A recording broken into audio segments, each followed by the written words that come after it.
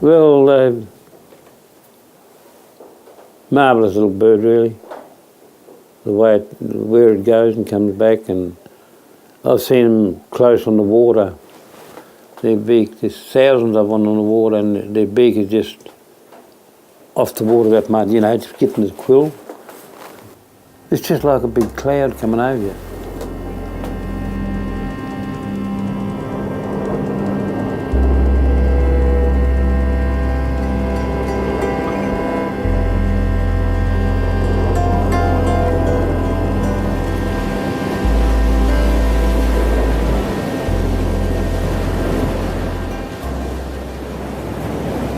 If there was a list of cultural practices in Tasmania, mutton birding would be right up there. Mutton birding was an extremely important part of our culture and our growing up and our knowledge. And mutton birding is a way of passing on ancient cultural practices and yarning storylines and family lines.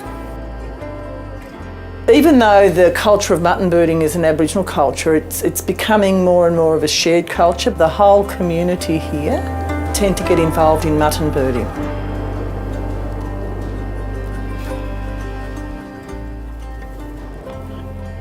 Well, I don't know, it's just a tradition, I suppose, handed down. It was the main income for our family when I was a child. My father went mutton birding.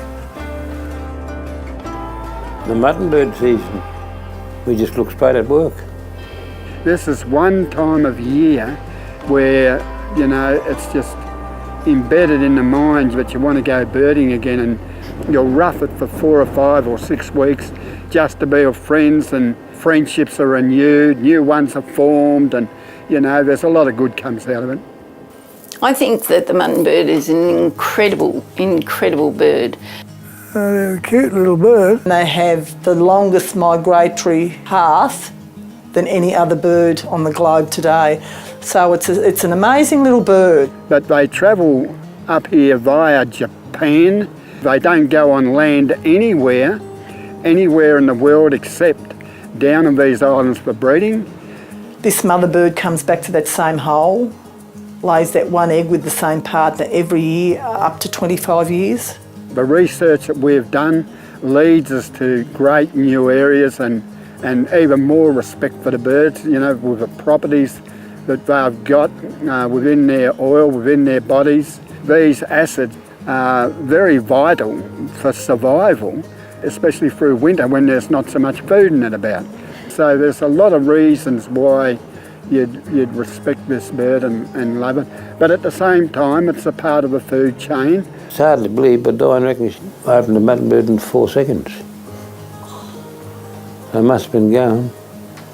It's quite commercially viable now, where it wasn't in my day as a child. £4 for every 100. $12 for one mutton bird now. So the old fellas didn't get it too well. When you think about the price of today. This is a spit. You see a patch of rookery where it looks like there's a fair few holes of birds.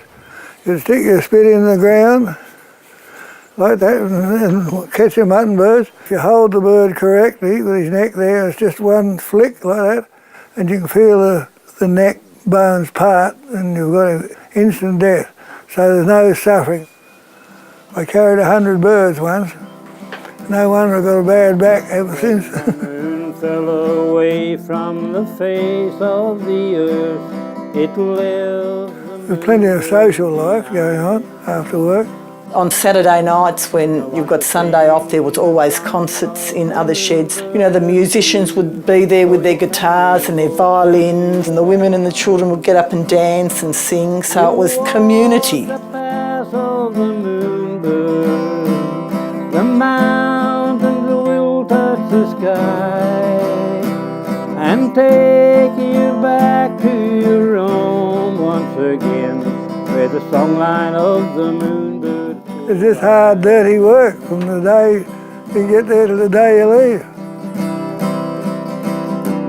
It wasn't just a process of work or food, it was most certainly a process of community, of a family, of culture, of yarning, of learning, all of those really important things that bring to the human being their identity.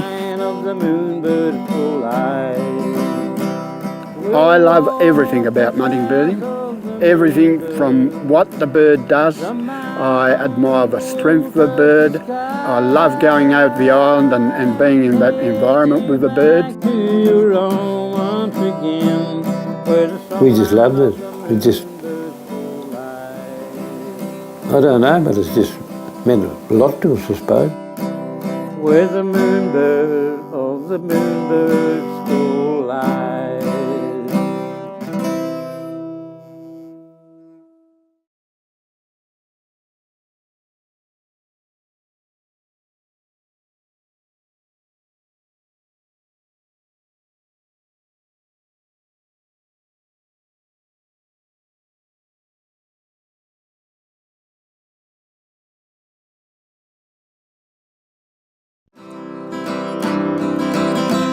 Your ancestors, they will wait for you. Your family will be by your side to take you back to your home once again, where the songline of the moonbirds will lie. We'll walk the path of the moonbird. The mountains will touch the sky.